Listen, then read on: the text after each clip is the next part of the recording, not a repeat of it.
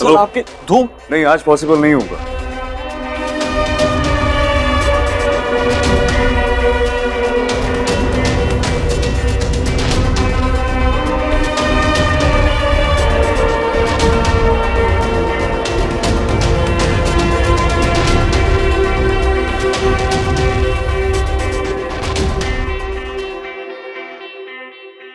यार अजीब घमंडी आदमी है।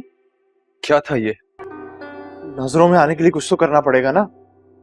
तुम जितना भी नीचे झुक जाओ, ऐसे लोग हमें कभी नोटिस नहीं करेंगे।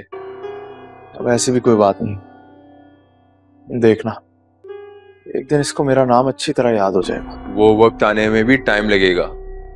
अभी जाओ और जाके अपना काम करो।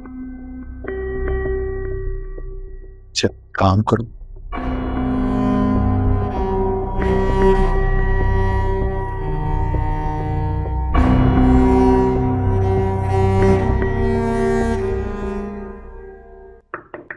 यस सर ये जाने ग्रुप से मुसलसल कॉल्स आ रही हैं मीटिंग के लिए। ठीक है, आप कल का टाइम देते हैं उन्हें। Okay sure sir.